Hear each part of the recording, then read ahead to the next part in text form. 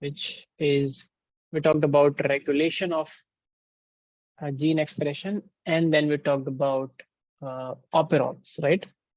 So let's quickly, but both of you are not speaking up today.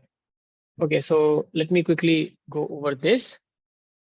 So basically, what was happening in a lac operon? Let's start with operon, or let's start with gene regulation.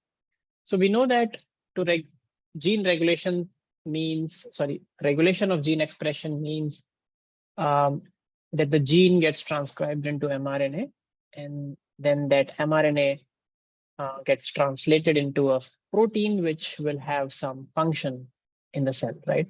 So that's called expression of the gene in the form of a protein. Now, in eukaryotes, I told you that there are multiple levels at which this regulation of gene expression can be done. First is the transcriptional level, where the gene gets transcribed into a mRNA, messenger RNA.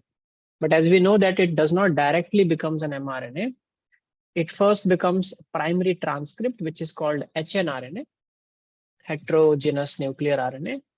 And this hnRNA is non-functional because it contains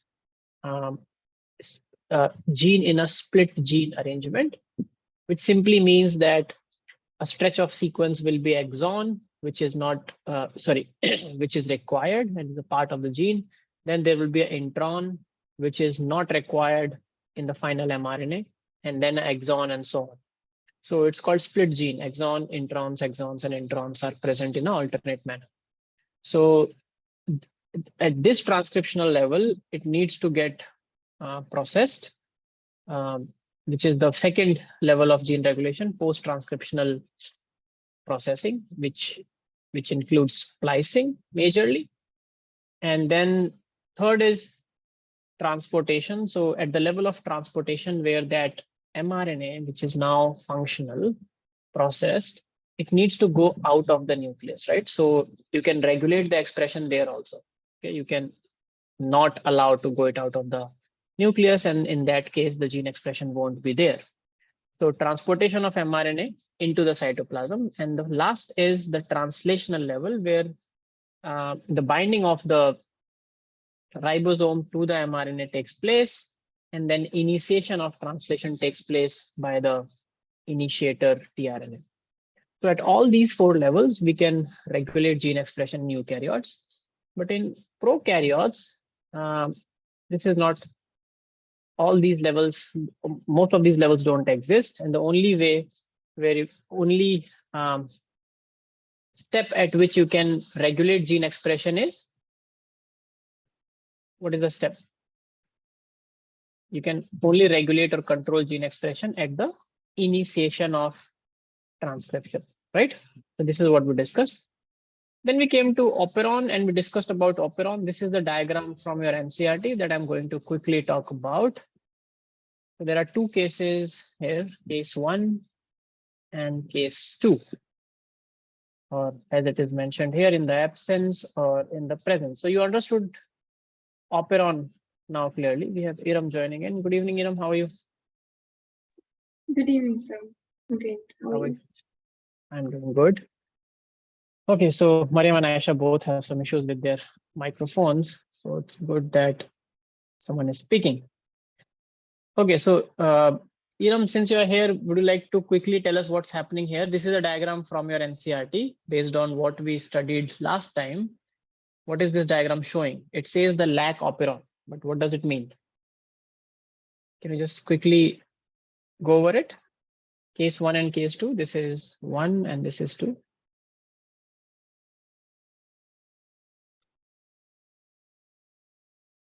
If you understood operon, then let me know. If you have not, then I will go through it.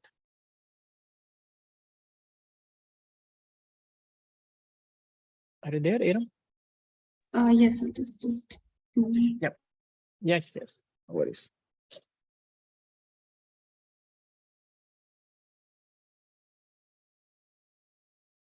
Yes, sir. So, in the absence of inducer, that is lactose, the repressive protein is translated from inhibitory sequence I, and it binds to the operator region. Yes, so you're right.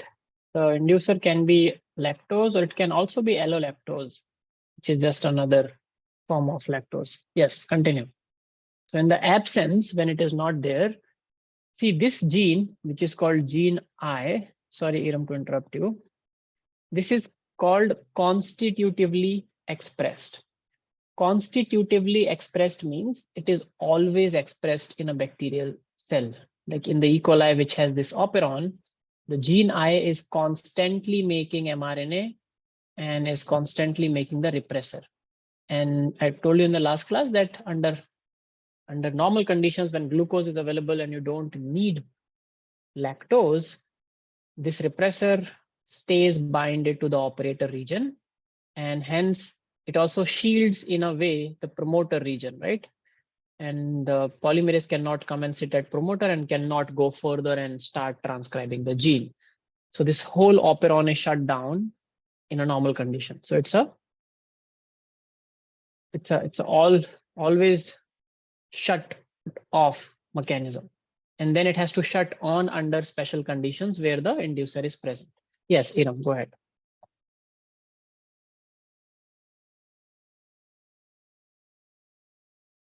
Go ahead. What's happening in the first case here?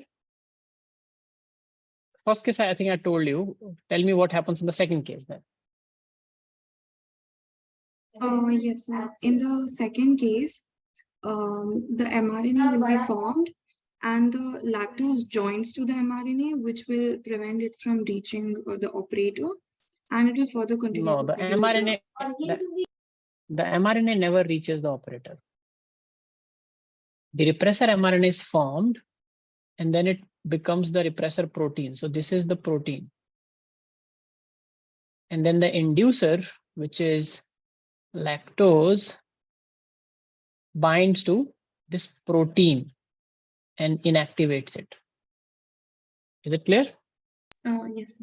We are not inactivating the repressor mRNA. We are inactivating the repressor protein. Excuse me.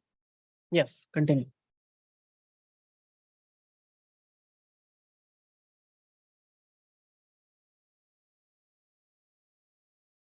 Continue, Viram.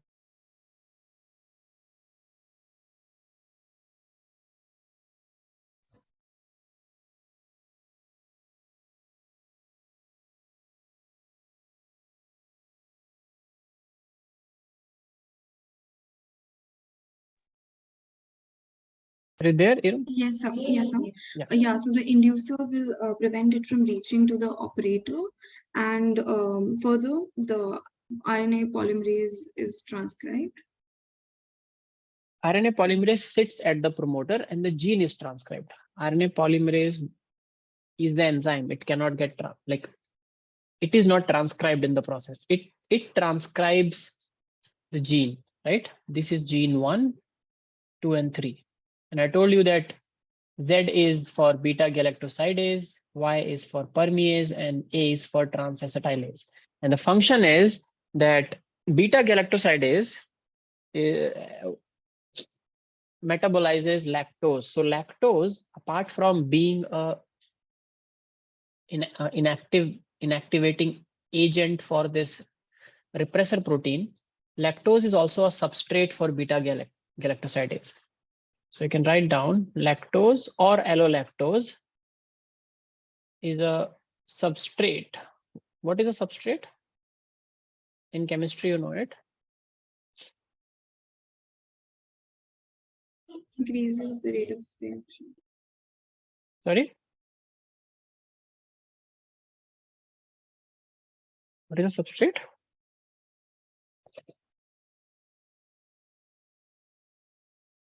Yes, go ahead, Iram. You were saying something.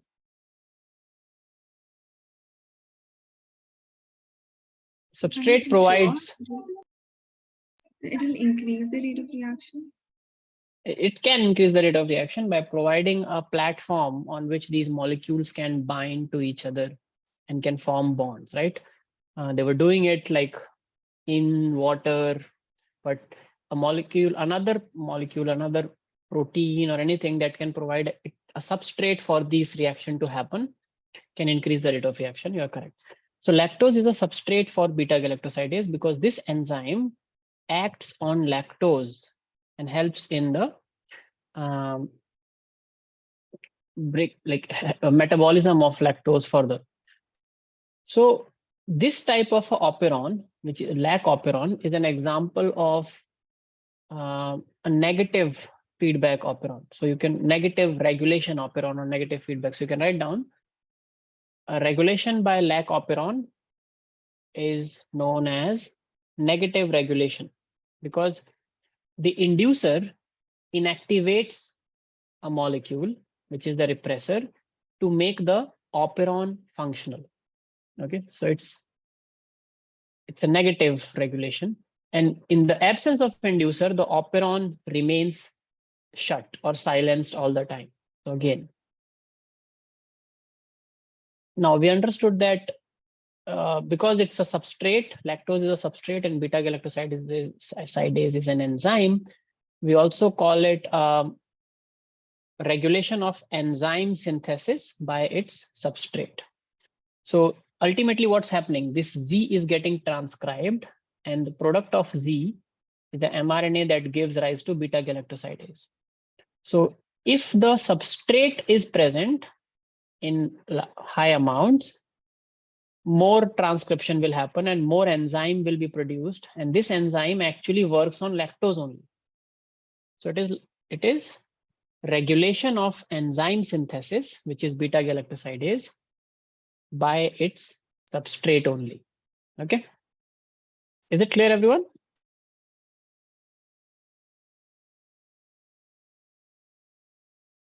Yeah.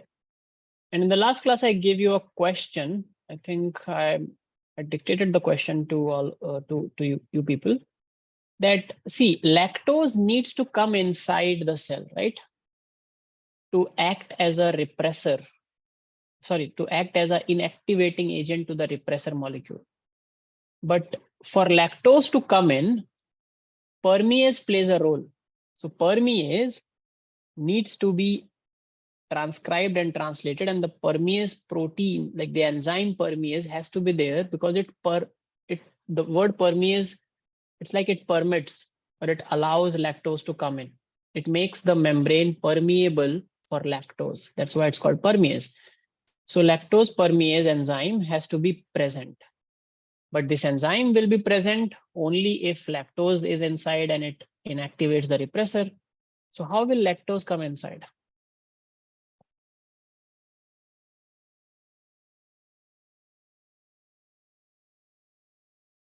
How do you think lactose come inside?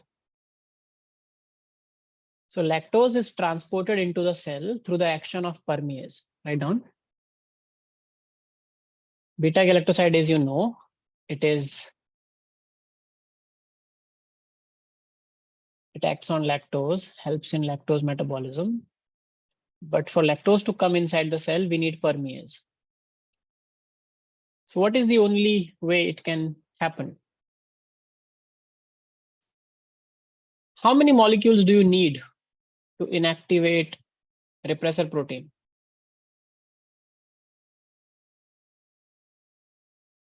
For one repressor protein, you just need one molecule, right? Yes or no? Yes. But how many molecules do you think you need to generate energy from lactose? Will one molecule will be enough to generate energy?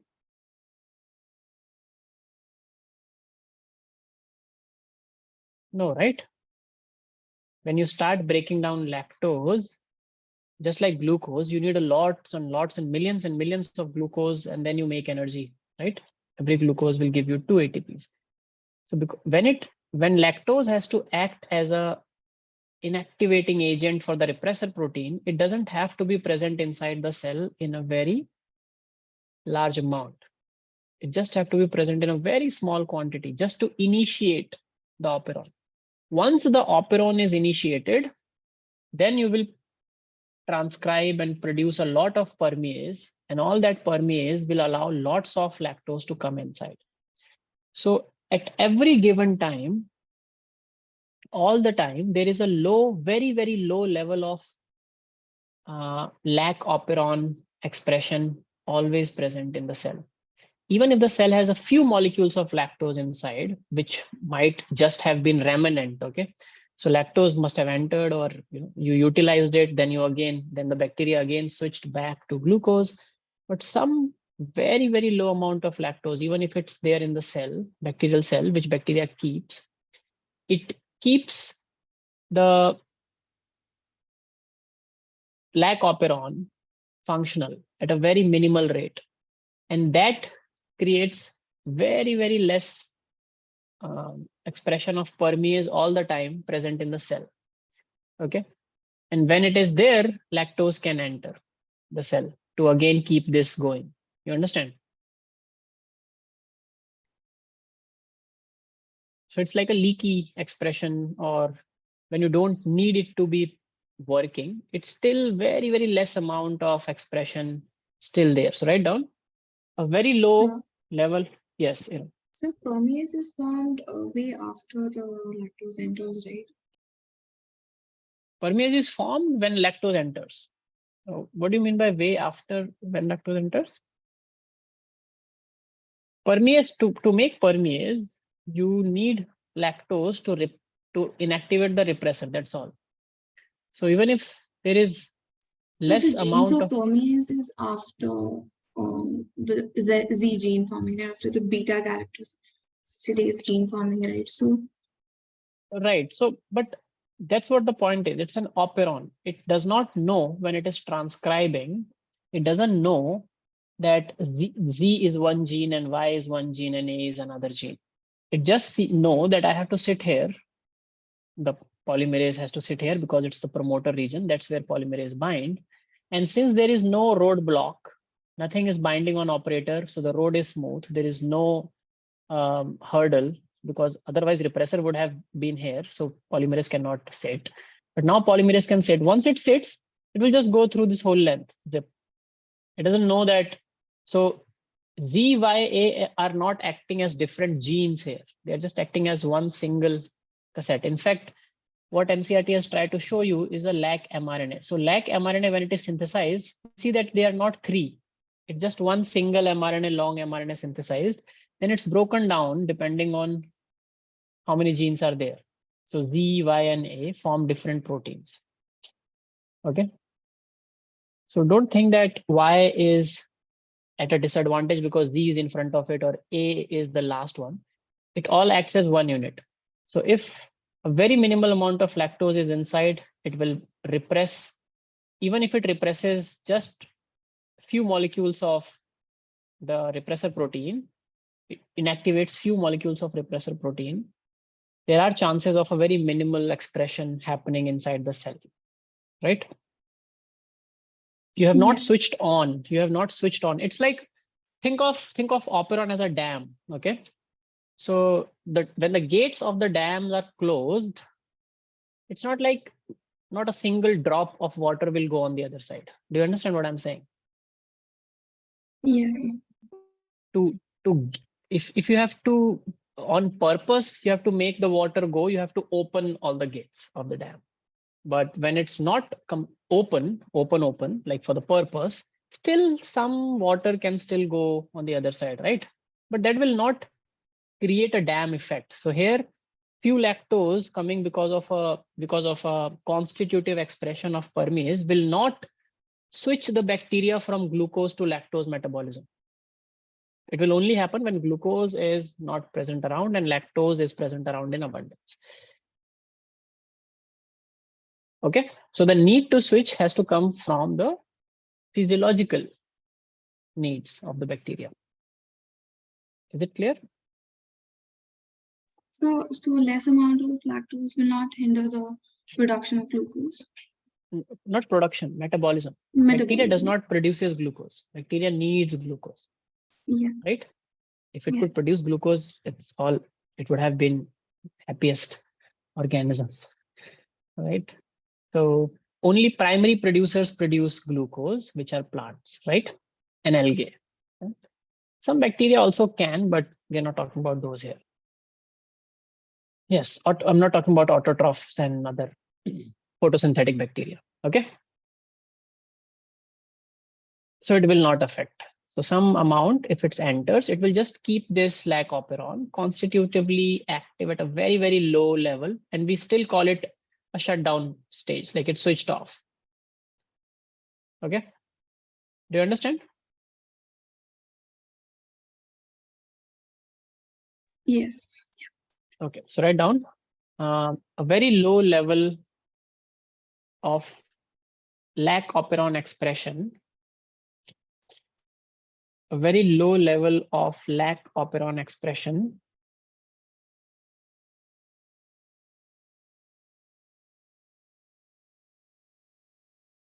is present in the cell all the time. Is present in the cell all the time. So that permease can be formed. So that permease can be formed and lactose can enter the cells. And lactose can enter the cells. So if you look at the mechanism, it looks like a glitch in the mechanism, but that glitch has a role to play. The glitch has an advantage to give you. Yes, Parker, I will try to repeat the sentence. I think Iram will do it better for me. You know, what did I say? What was the sentence? Sorry.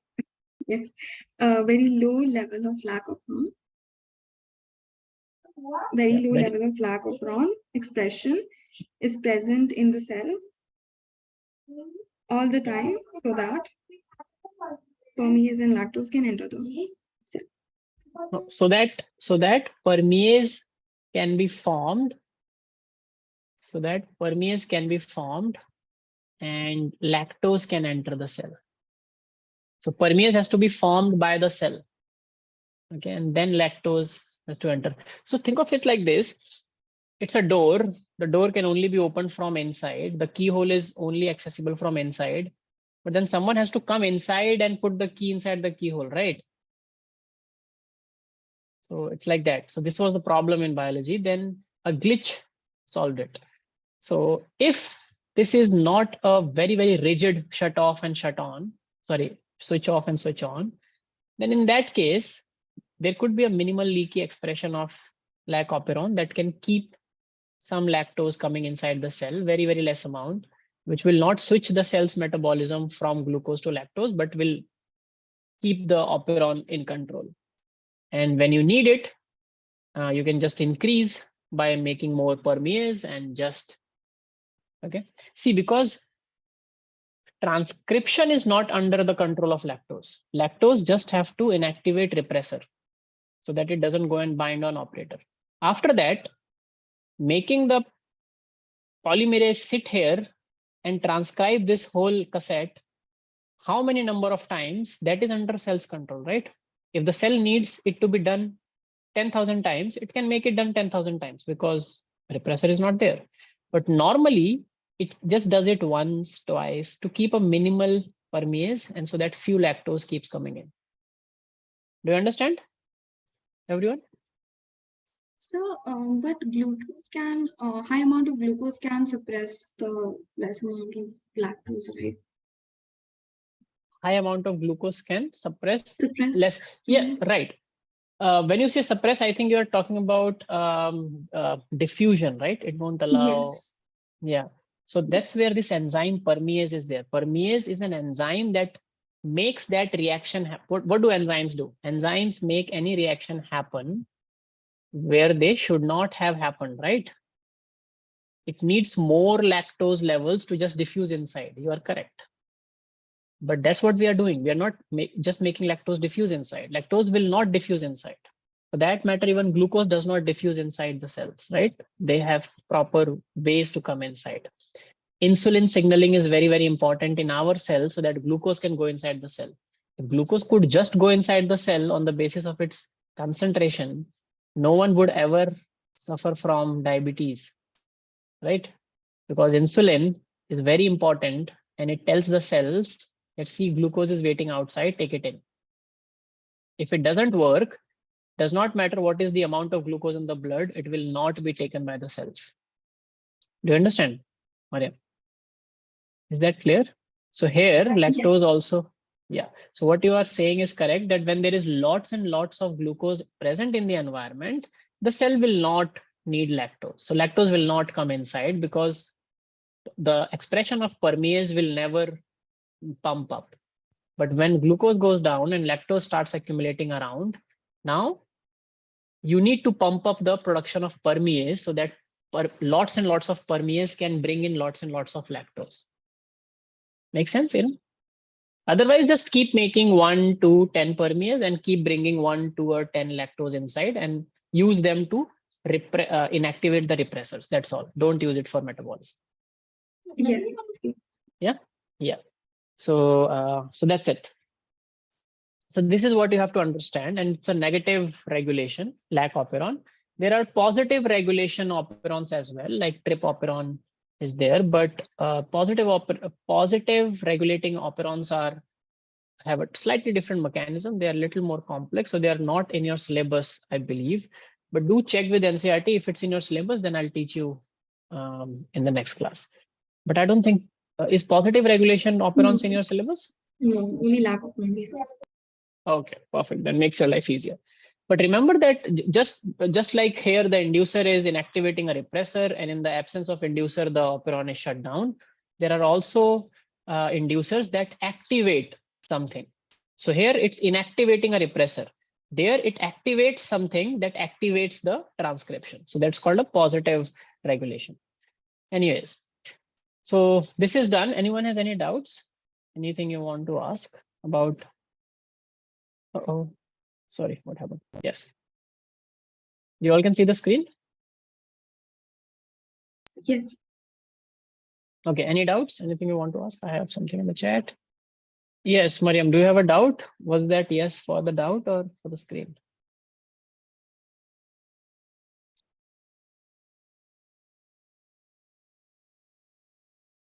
Okay, no doubts.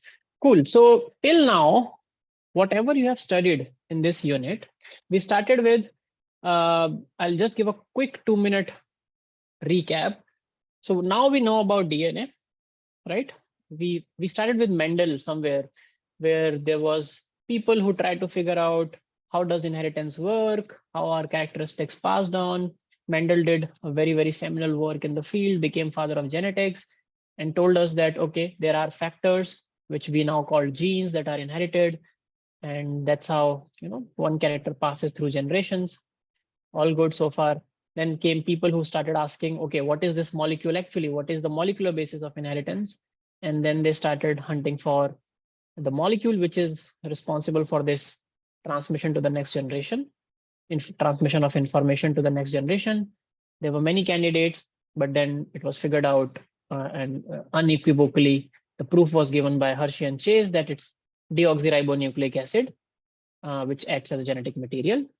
In the mid, we also studied that RNA also can act as genetic material as it does in many retroviruses. And before DNA must have evolved, there are now proofs that tell us that RNA used to be the genetic material, and it is called RNA world hypothesis, which is now backed by a lot of proof. And RNA world hypothesis tells you that RNA was not just working as a genetic material, but it also was capable of catalyzing reactions, and this whole protein synthesis machinery also evolved around RNA. That's another proof. Okay, cool. And then we went on to understand the molecular structure of DNA, how DNA is packed. Going further to what did we do then? Yes, then we went into replication, transcription, translation. We studied the central dogma. So we know a lot about DNA, this whole molecular mechanism behind inheritance now. So this was all knowledge that was gathered. And now, since we know a lot about DNA, what to do with the knowledge, right? So now we step into the modern world, and scientists decided to begin a very, very ambitious project with all that knowledge of DNA. So remember, with Hargobind Singh Khorana figuring out how can you design an RNA, Nirenberg making a RNA without the presence of a cell. Then came Sanger. You know about Sanger? Anyone knows about Sanger? Sanger sequencing technique. Have you heard of it? If this chapter is done in your school, they must have told you about Sanger sequencing. Anyone knows what is Sanger sequencing?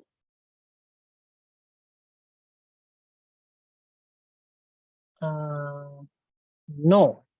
Mariam says no, she doesn't know about genome DNA sequencing.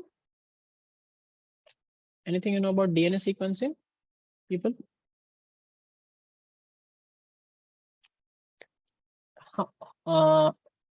This chapter is finished in your schools. In whose school this chapter is done? Okay, Hiram. So in Parker school, it's not finished. Aisha school also, it's not finished. Okay, so Iram, do you know about sequencing? What is DNA sequencing? I'm not asking you to go into details and tell me the method, but just the gist of it, the principle. Because what we are going to study now is a very, very mighty, ambitious project that humans did called human. Sir, is it like related with DNA fingerprinting, right? Yes, it is related with DNA fingerprinting. It is the knowledge of genome that we have, all the stories that I have told you till now. If all those are true, only then all this can work, right? So science is, one thing about science is it's testable. You can test it. So whoever says something sitting at any corner of the world, anyone at a different other corner of the world can test it. You don't have to just believe in words, you can test the words. Okay. So when we say that gene is a sequence, it starts with AUG. What does it mean? So A is adenine, U is uracil, G is guanine. So all these three bases have to be there. So it's a sequence, right? So we can know the sequence of entire genomes now. That's called genome sequencing. And this human genome project was exactly about that. So before humans were not the first, of course, we had sequenced successfully many genomes, starting with very, very small organisms and their genomes like yeast, bacteria, even small insects, etc. And then one day, scientists thought that let's arrange a huge amount of funding and money to sequence the human genome, okay, and know how many total sequences, how many base pairs are there in human genome. In the beginning, I told you there are, what did I told you? 3.3 into 10 raised to power 8 or 9, which means around 3.3 billion base pairs in a haploid human genome. Did I tell you this? Remember? Yes, sir. Yeah. So how do we know that? That was known. That knowledge came from this project, Human Genome Project. So what they did, they thought that we still don't know how many total genes are there in human. Like at this point of time, before 1990, we did not know how many total genes are there in human and how do they work. And human being the most complex of the organisms, because we thought that humans are the most complex organisms, we must be having so many genes, because if a bacteria can have thousands of genes, a human should have lakhs and lakhs of genes at least. Otherwise, we will all be disappointed. And that's why this Human Genome Project was started, to understand the DNA sequence and figure out how many genes are there in the human genome. So there were some goals. Write down first what it is. Um, um,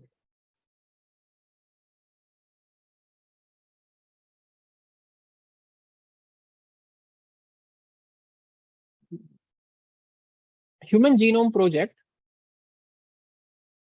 Human Genome Project was possible due to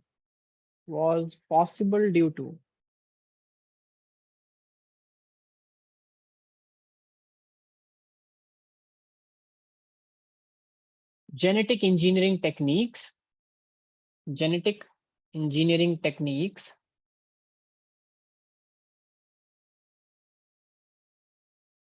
of DNA isolation. You can take out DNA from a human cell, from the nucleus, and determining its sequence.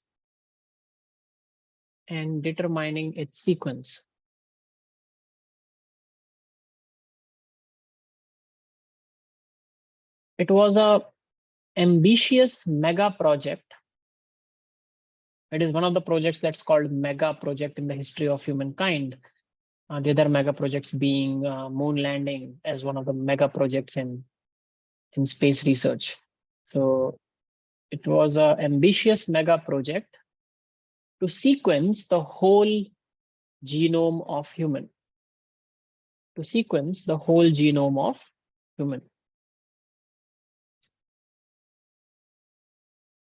Now, whenever we start a project, first question is, what do you want to achieve, right?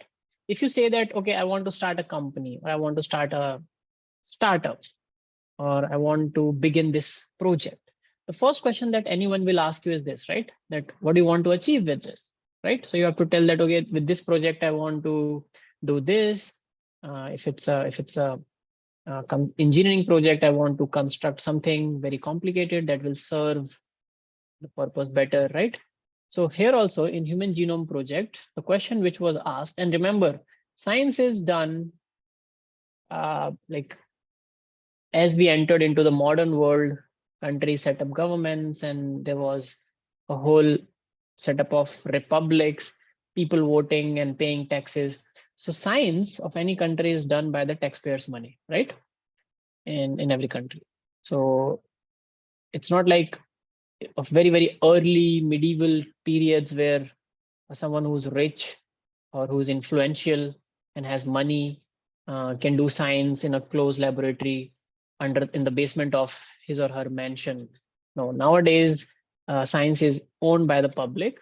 When we do science, we are bound to disclose with utmost honesty whatever we are doing and why are we doing that. And funding agencies have to read the proposal and decide if this kind of a science should be funded or not, because funding has to come from government or non-government sources, but ultimately it's people's money.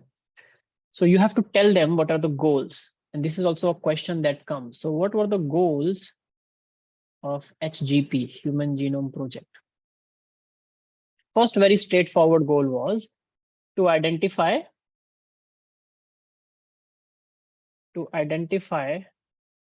the total number of genes. Now, NCERT here, I think, does a mistake.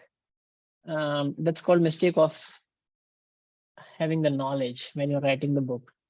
If I'm not wrong, and if you look at the goals of HGP in NCERT, it says one of the goals was to identify 20,000 to 25,000, all the 25,000 genes in the human DNA, right? Does it say that? Can you see your textbooks and check if it has been changed or it's still there? I remember it was very funny when I figured it out. And human genome, is it there? Yes. So it says that it is? Yes, it's there. It's there. So my question is, don't you think it's funny because they are saying that it was a goal, but how did they know if it was the goal? How do you know that there are 25,000 genes, right? So it's like, why are you doing this research? I'm doing this research because I want to find all the 50 things that are not found till now. But how do I know there are 50 before I find it, right? So we didn't know how many genes humans have in the whole genome. So the goal was to identify the total number of genes. And let me tell you, scientists, molecular biologists, and geneticists of that time already had sequenced other lower organisms, smaller organisms, less complex organisms like yeast, bacteria, some insects, okay, like Drosophila, fruit fly, something like that. So when they did that, or some plants also were very simple plants were also sequenced. When they did that, they found there are thousands and thousands of genes in even very simple organisms. So they estimated that humans, being very complex, will for sure have around 1 to 1.5 lakh genes in their body. Okay, that's what makes us so complex. Otherwise, how will you explain complexity? So earlier times, it was a belief that more complex the organism, more number of genes it has. Okay, so that every gene can control one or the other thing, okay, in the body. But that hypothesis was busted by this Human Genome Project. At the end, we figured out that humans at the max just have around 28,000 genes. So NCERT says 20 to 25,000. The best estimate is around 25 to 28,000 genes. We don't have more than that genes. We do not touch the 30,000 mark also. 28,000 genes. Are you kidding me? Like, people were very disappointed. How are humans so complex with just 28,000 genes? And if you think 28,000 genes are too much, let me tell you, some species of butterfly have 33,000 genes. Now, that is very, what is it? Is it disappointing or is it interesting? What do you think, people? Disappointing. Yeah, so Iram is like those early scientists with so much of expectation of finding around 1 lakh to 1.5 lakh genes, finding out the holy grail of human existence. We have gene for each and everything. Maybe if we tweak this gene, that will happen. If we tweak this gene, this will happen. So all these were, what do you say, ambitions in the head of people, especially biologists and geneticists, that we can unlock the mystery of human genome. But then they figured out, oh, just 28,000 genes, even less than a butterfly. But that doesn't make sense. How are we so complex then? What do you think? So let's first talk about the goal. So first goal was to find the total number of genes in the human genome. Second goal was to determine the sequence of all the base pairs that make up human DNA. Actually, this had to be the first goal. I don't know why people write it as. Actually, these goals did not have any sequence as per. But remember that only when you will determine the sequence, you will get to know which part of the sequence is a gene, right? Because the way to figure out a gene is that a gene should have a start codon and a stop codon, a 3' UTR and a 5' UTR, right? Open reading frame that we call. So determine the full sequence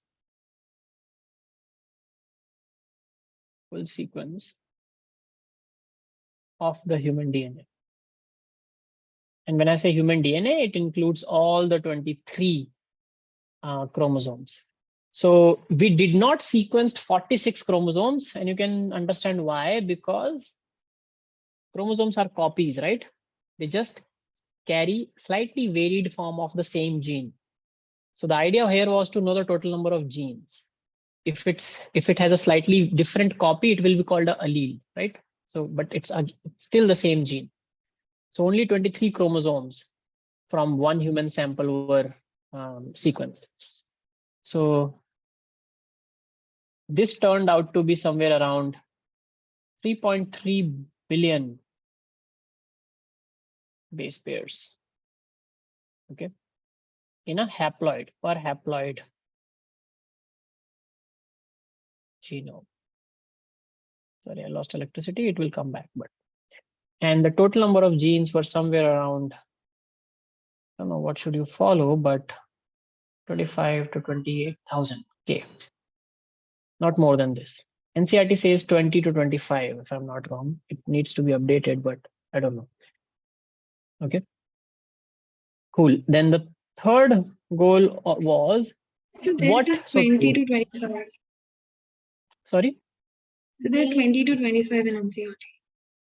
It is 20 to 25 in NCR. Yes, that's what I'm saying. Like, I think the closest estimate is 25 to 28,000 genes are there in human genome.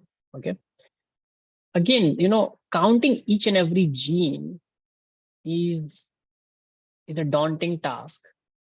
But you cannot say that this human has 26,829 genes per se. So it varies. Sometimes they have multiple copies. That also is possible. So when we say genes, we only look at the open reading frames. How many open reading frames are present? Okay, so estimate always have a range, but we know that it's not like 75,000 because humans are complex. It's not more than a monarch species of butterfly with 35,000 genes. No. Okay, and also, human genome is not the biggest genome. Also, there are huge genomes. Human genome is very, very big, but still, okay. We'll come back to all those things in evolution. So third was, the question is, okay, you will figure out the sequence, you will figure out the number of genes. What will you do with the data then? So it's not about just doing one time and forgetting about it, right? Whenever we do a mega project where lots and lots of resources are involved, we always like to learn from it and store the knowledge. So the third goal was to store this information,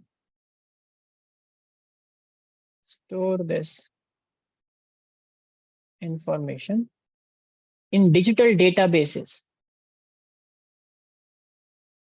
electronic databases, because you would not like to store it in the form of books like earlier science was done, because human genome is so big that if you want to just write it in the form of a book, okay, so if you start a book with the first base pair, there is no preface, no index, nothing at all. The first page of the book starts with the first amino acid that you sequenced. And if each page contains 1,000 letters, okay, and there are 1,000 pages in each book, you understand what I'm saying? Each book is 1,000 pages thick, and there are 1,000 letters on each page.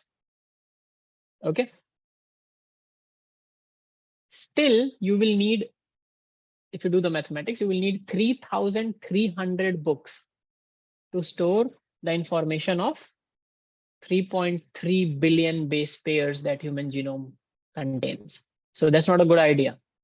If I ask you to go and look for a gene which is present on chromosome 16, you will be lost. Your life you won't be able to do it. You have to read 3,300 books and figure out where that gene is. So instead of this, you will obviously like to store it in a database, which can be accessed, and you can just search in between anywhere, like a long draft of a book. You can just Control F and look for your word and it will pop up. So this is how we do genetics nowadays. So the idea was to store it into database. And once you store such a huge amount of data, you have to make it open access, right? You have to make it accessible to other people, other communities, scientific communities, to use it, so that everyone does not have to invest so much money all the time to do sequence of their own, but they can use this data for analysis. And for that, you also have to develop, right? So fourth goal was to develop and improve tools for data analysis. The tool includes software and hardware both. Right? And fifth was to make it open. Like, you have to transfer these technologies which are discovered in lab. So when lab discovered anything, it is just a discovery. A discovery is of no use if it does not reaches in the form of a product to the people, right?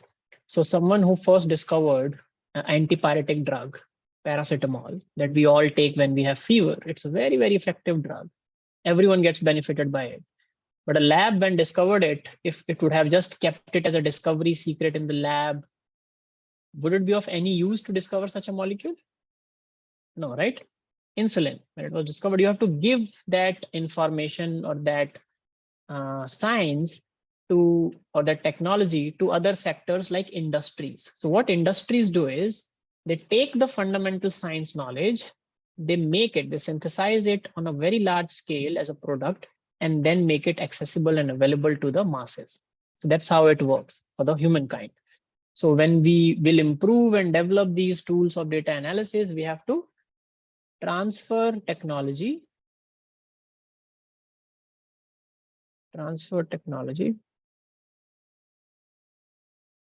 to other sectors like industries, so that people can come in, join, start analyzing data, try to find what good can come out of this data. And all our understanding of genetic disorders, genes that are mutated, and all these diagnostic tests which we do when a woman is pregnant to look for if the baby does not have Down syndrome, Tau syndrome, Klinefelter, or any such syndrome, hemophilia, etc., is because we have access to human genome. Otherwise, we would never have been able to cure or avoid, prevent these kind of genetic disorders, or even understand genetic disorders. So this is only possible because it's open source. And the last thing is, whenever you do all of this with the taxpayers' money, you owe to explain it to society. So you have to address issues that may arise from the project. Now, what kind of issues may arise from the project? There are many issues that can come. How will you collect the sample? How will you maintain the secrecy? For example, who will volunteer their DNA to be sequenced? What will happen to that information? You understand? So information is gold, right? So whenever you go and log in into any website, they ask for your name, phone number, send you an OTP, your PIN code, your gender. All that is information, right? Do you understand? Terms and conditions, you all sign up terms and conditions of everything. Even when you download a game and play a game, they give you terms and conditions. We never read it because it's too long. We just click it and say submit. But when you click and say submit, they say that whatever data you are giving to us, we have all the rights to use it. And then you're submitting it, yes. So similarly, all these issues must have been addressed back then. Ethical, legal, and social issues. Okay. So these issues are still debated sometimes, that Human Genome Project was not the best of representation of all humans on the planet, because people who gave their samples were clearly not belonging to sub-Saharan African countries, or even Asian, Caucasian, or Middle East countries. So it's mostly a representative of European and American population. Okay. So, but how can you say that the same gene with the same sequence is present in all other humans? There are multiple different forms of the genes called alleles, right? Do you agree with me? That's how different people living in different regions look very different, have a very different body structure, have very different metabolic rates, have very different nutritional paradigms, etc., etc. So all the things that we study for physiology, like we say that the standard heartbeat is 72 beats per minute. But how many of us actually do have 72 beats per minute all the time? It might also depend on temperature. It might also depend on heat. It might also depend on how much water is in the body, right? How our heart is functioning with respect to our environment, because every organ of the body adapts to the environment. So a person living in a sub-Saharan desert versus a person living in a very, very cold Nordic region of Europe, do you think both these two have similar physiology? Forget about same, but do you think that they even have similar physiology? No, right? It doesn't make sense. They will not have similar physiologies. If they do not have similar physiologies, and how are physiologies governed? Through gene expressions, right? Do you think they will have exactly similar kind of gene expressions? or sequences of the gene? No, right? People, are you there? Yes. So when we say human genome sequence, it was not just one human who was sequenced. It was multiple humans who gave the sample, and then it's a average human sequence that came up.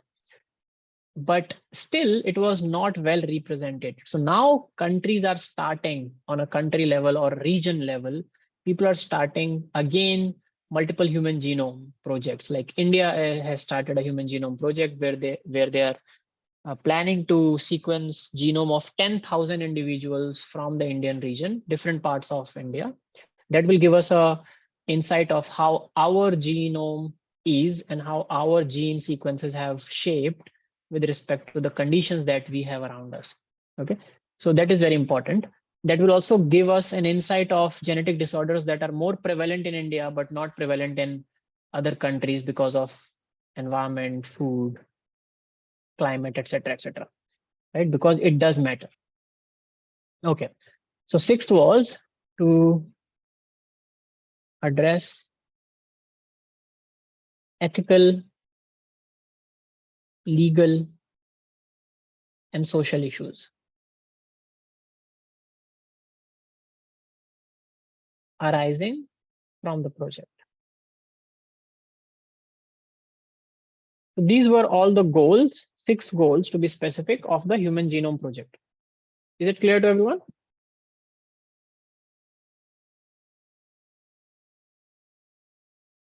Yes, no? Okay.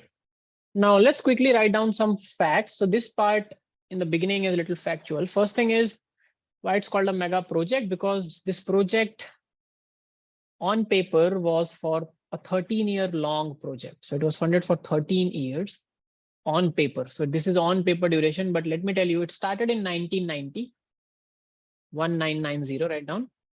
Human Genome Project started in 1990 and was completed in 2003. But when I say completed, it was completed in terms of the duration and majorly what they wanted to achieve. But it took 3 more years, I think. In 2006, May 2006 was when the chromosome 1 was fully sequenced. So when you sequence a genome, you do not go from chromosome 1 and keep going in, in a numerical order. It's not possible. You take the whole genome, you break it down, you fragment it, and then you sequence small bits and pieces, and then you reassemble the whole genome to see how long it is. Now you might be thinking, once you have broken down, how do you know which piece fits where? Are you thinking that?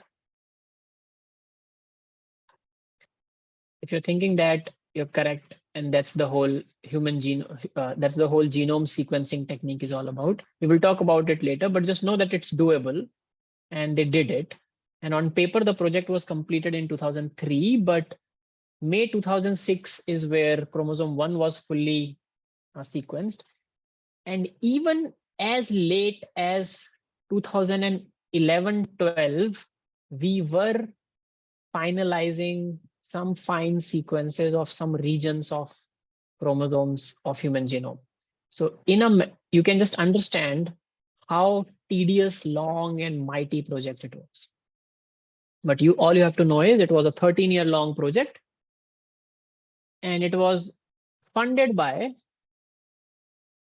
Department of Energy, US Department of Energy, United States Department of Energy, and NIH, National Institute of Health. Again, United States National Institute of Health.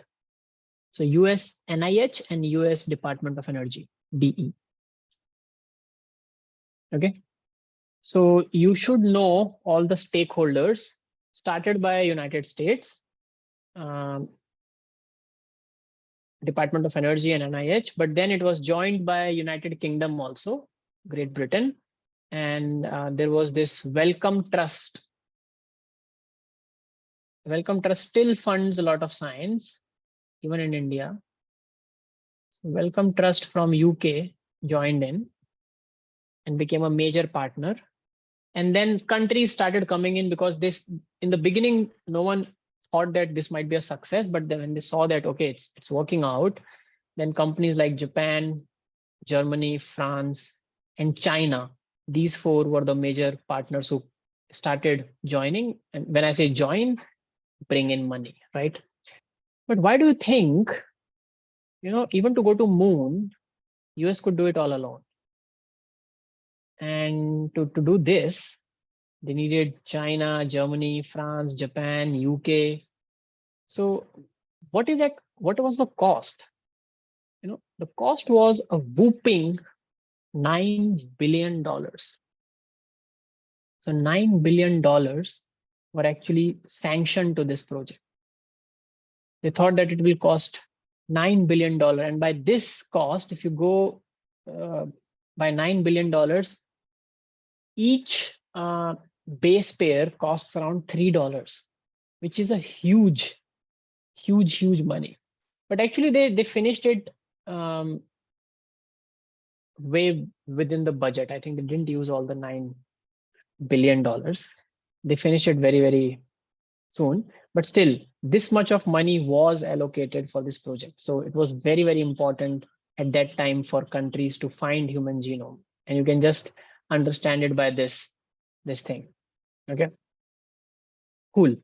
So now if this is clear to you, anyone has any questions?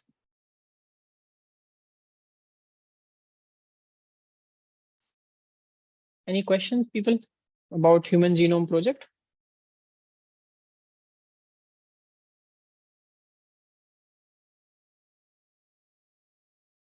Yes, no?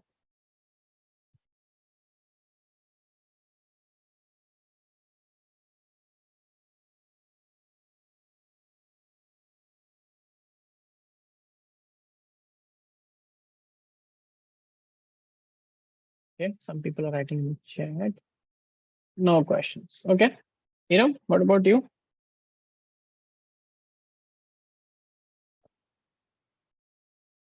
So just know, yes, Iram, do you have any question, Iram? Go ahead. Yes, so how are there only 20,000 genes in the human genome, but 3 billion base pairs?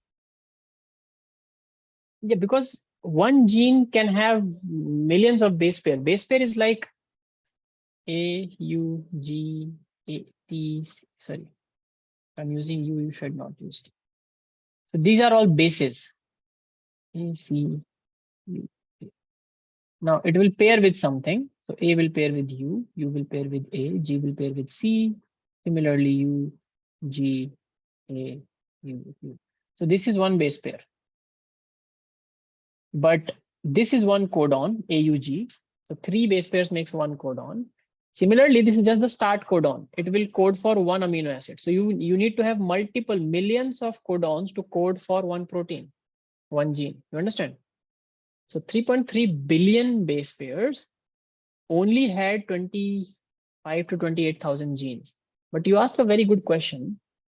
It's still too much, a lot of base pairs to just make 28,000 genes. So that's where we figured out that not the whole genome code for proteins in the human genome. You will be surprised to know out of this 3.3 billion, just 2%, around 2% of the human genome codes for proteins. Protein coding genes is just 2% of the whole genome. So what is the rest of 98% doing? If they're not coding for proteins, they're not protein coding genes, they're not cistrons. What are they doing? So earlier we used to think they are all junk DNA, big spaces between important genes just for protection like this. But now we have started figuring out that they indeed do not code for proteins, but they play other regulatory roles and functions in the regulation of expression of the genes. So this 98% not just protects, but also helps in regulation of this 2% that codes for all the proteins that we have in our body. Does that make sense, Iram? Do you understand this? Sir, can you please repeat? I couldn't hear. You couldn't hear me? Sir, can you repeat, please? Yes. So I'm saying that when you ask a good question, that these 3.3 billion base pairs, how are they just making 28,000 genes, right? So I was saying that only around 2% of the total human genome codes for proteins, which means only 2% is the protein coding gene. Rest 98% includes either non-protein coding genes, like non-coding sequences, or now we know that they are regulatory sequences like enhancers. Just like promoters, there are enhancers also. So promoter and terminators we knew. Now promoter and terminators are not the gene, right? They are present before and after the gene that needs to be transcribed. So what will you call a promoter and a terminator sequence? It is non-coding. It does not code for a mRNA and protein itself, but it is a DNA sequence. Similarly, now we know there are enhancer sequences. There are other kind of regulatory sequences that help this 98% of the genome, which was earlier called junk DNA, junk genome. It doesn't do anything. But now we know that it not only protects, but also regulates the 2% protein coding genes. Do you understand? And that is very, very amazing about human genome and all higher forms of genome, like we and all higher mammals, elephants, cats, rats, dogs, that we are not complex because we have lots of genes. We have less genes than many organisms, but we are complex because the interaction between these genes are very, very complex in humans. So we have more number of something called as transcription factors. Transcription factors regulate transcription, the process of transcription. Humans have a very, very large number of transcription factors in their genome as compared to any lower organism. So now the idea that is developing in the field, and proofs are also coming in favor of it, is it is not the number of genes that make an organism complex, but it is the complexity of interaction between those genes. So if, for example, someone has 100 genes, but those 100 genes, all 100 do not interact with each other through transcription factors. Like their transcription is not, it's very straightforward. 100 genes, isolated. But someone has 50 genes, but out of these 50, let's say 40 genes are very highly interacting with each other through various pathways and using transcription factors. So when you say 40 interacting with the other 40, you outright it becomes 40 into 40. Around 1600 different kind of interactions are possible, right? So the same gene, remember when I was teaching you, I told you the same gene can play one role in one pathway in one part of the body, and the same gene can also have another role in the other part of the body. Do you understand that? So this is why we have more than 28,000 of proteins in the body. This is why we have more than 20,000 proteins in the body. Splice variants, yeah. Though we have not even figured out 28,000 proteins that we have in the body. Every day you will see some or the other protein is being found, its function being found, and the same protein under, splicing also comes in. So we have splice variants, we have mutations in the proteins, and with just one single mutation, it becomes something else and it starts forming some other function. So interaction between the genes, gene interaction during development is very important. So how do humans develop so complex, right? Butterflies are more complex or humans are more complex? If I ask you the question, you will clearly say that humans are more complex. Look at the organ systems that we have. Look at the number of organs that we have. Look at the number of tissues that we have, right? So even if you take 1 centimeter centimeter square of area of any tissue of our body, it will have lots of complexity. So it is because during development, genes interact in a timely fashion with the help of transcription factors. So how do we form our digits? Why do we have fingers, horses do not have? Because to make these digits with the same amount of gene, what we do, some genes get activated, start a pathway, and forms a structure like this. But this is like a flat plate. Okay, bones will develop inside another pathway. Then you need to open it. Now to open it, you will need some other pathway activated, which will start killing cells in between here. And when it will start killing cells, fingers will start opening up. And that's how we form our digits, right? Then you have to not join the bones also in one continuous fashion. Otherwise, we will have fingers, but they will always stay like this. We need to bend the fingers. So for that, we have to make joints where bones end, but they still do not fuse. There is a cartilage in between, and there is a synovial fluid in between, which allows it to move, right? Like a machine. So all this complexity came from the same 28,000 genes. Same gene is present in each and every cell of the body, but it's the interaction between them that makes it more and more complex. Is it making sense, everyone? So now complexity is being measured with the number of transcription factors that organisms have. And transcription factors are proteins, among these 28,000 genes only, proteins that can upregulate, downregulate transcription of other genes.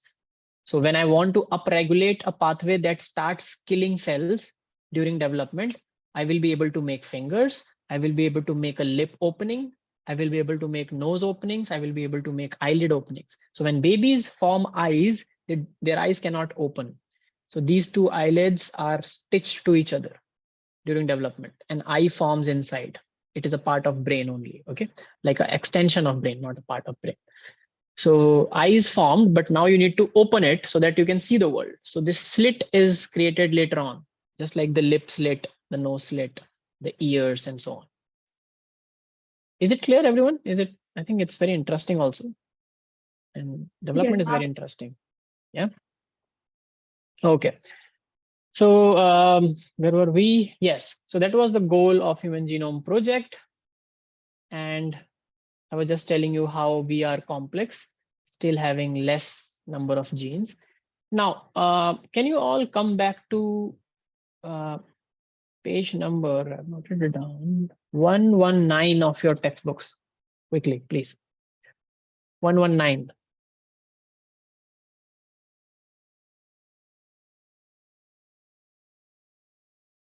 And 120, 119 and 120. So 119 talks about the methodology. So methodology, how we sequenced human genome, it tells. So here you will see that there were two major approaches. One was called as the blind approach, and the other was, so one is called EST, which is expressed sequence tags. And the other was a blind approach, which is sequence annotation. So these were the two methods used to sequence human genome. And if you get to the same sequence through both the methods, you know that this sequence is the correct alignment of the sequence. But as I told you, we cannot sequence a very long piece of DNA. DNA is very, very long. Even in one cell, as I told you, if you keep all the 23 chromosomes one after the other, it will be around 1 meter. Huge. So we can't sequence long DNA fragments. At that point of time, we could not. Now we have made very significant advancement in long genome sequencing.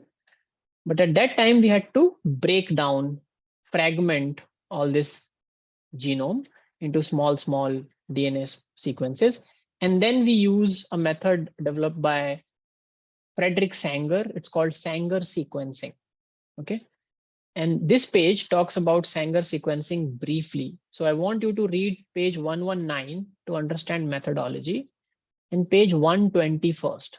Before I start explaining it, I need, because this chapter is not finished in many of your schools, so you might be just a blank slate. So it makes it easier for me to explain you if you know something in advance, just few things. 120 talks about salient features and future challenges. Salient features is nothing but what we figured out.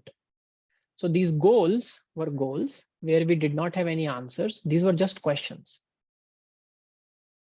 Okay. Mariam says, can I say the topic? Okay, so the topic, Mariam, is, let me see what is the topic. After the goals of Human Genome Project, the topic is methodology of Human Genome Project. I see. So some books have different page number. It looks like. Okay, no worries. So methodologies of Human Genome Project,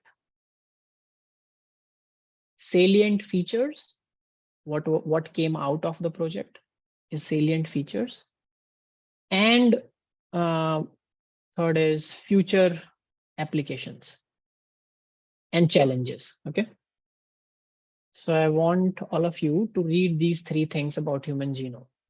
When you will read these three, it will also become easier for you to understand DNA fingerprinting. So it's beneficial in both ways. Okay. So I want you to do this. So salient features, let's come to salient features. All of you, we can discuss that in the time that we have today. So all these goals were questions that were put up before scientists started the project. Then we got some answers, and those were the salient features. The first feature was that how many base pairs were present, because that was one of the questions to determine. They figured out that there is around 3.16 million base pairs, sorry, 3.16 billion base pairs present in the human genome. Okay, cool. And then what Iram asked is, so many base pairs just made 28,000 genes? Yes. And it was also found out that average gene length was around 3,000 bases. This is average. When we say average, it is a very, very misrepresentation, because if just to tell you, you know, which is the biggest gene in the human body? Largest, like biggest gene in terms of human sequence. It's a gene for a protein called dystrophin. So there's a dystrophin protein in human body, which is its gene is the largest gene, and this single gene contains around 2.4 million bases, 2.4 million. And on the same side, if you see the smallest gene, which is the smallest gene just have some 100 base pairs. It could have just some hundreds of base pairs, right? So this is how varied genes are. Some genes can be very, very small. Some genes can be very, very huge. Okay, but the average is 3,000 bases. That was the second salient feature. Then the total number of gene is around 25 to 28,000. Okay, which is much lower than what scientists estimated. They thought it will be somewhere around 1 to 1.4, 1.5 lakhs, but it was just less than 30,000, around 28,000. Okay. And they also figured out that because they took multiple samples, multiple human gave their sample for this study, for this project, they realized that in all humans, regardless of where they are from, 99.9% bases in the sequence are exactly same. So if I randomly take my genome, and let's say any one of your genome, Iram's genome for that matter, even though we are not at all related, not even distantly related, we will still share 99.9% sequence similarity in our genome. So it is that 0.1% that makes all the difference between me and anyone in the world as a human. Okay, and still many of these genes their functions are unknown. So the next salient feature was that functions of more than 50% of the genes that we discovered. We know that this is a gene, but we don't know what it does. Okay, we just know that there is a gene present on chromosome 16, but we don't know what it produces, and we don't know what is the function, etc. Okay, and next was less than 2% of the genome codes for protein. So less than 2% is protein coding genes. Rest 98% is non-coding sequence. Okay, and then it repeats. So human genome is highly, it is composed of huge repeated sequences. So large portion of human genomes are just repeated sequences. So we at that point of time, we did not know what is the use of repeated sequences. Now we have figured out some use of some repeated sequences, but not all. And then chromosome 1 is the biggest chromosome in terms of the most number of genes present, somewhere around slightly less than 3,000. I think 2,900 something genes are present on chromosome 1. And chromosome Y is the smallest chromosome. It has just around 200 something genes present on chromosome Y. Okay. And most of these genes on chromosome Y are associated with maleness, secondary sexual characters of the male and male physiology. And yes, and one important feature that came out of the project is SNPs. So I want you to focus on this for the next class. SNPs. It stands for single nucleotide polymorphism. Okay. So it, as the name suggests, a single nucleotide will just change. Okay. So I will have a sequence in my body. Let's say it's a sequence of a gene. And Iram has another sequence in her genome. The gene will be same, but at just any random position, one base pair will change. And the change will not affect the functioning or the protein or the formation of protein or anything. And most of the time, these SNPs they're called SNPs. Okay. And the information of SNPs has helped us to understand and trace a lot of disease associated sequences in different humans, and also to figure out which sequence belongs to which human being, which is the foundation of DNA fingerprinting, which we will discuss in the next class. So pay some attention to SNPs, SNPs. So this salient feature is done. Read methodology, make notes, read salient features again, and then read the application and future challenges. And we'll start with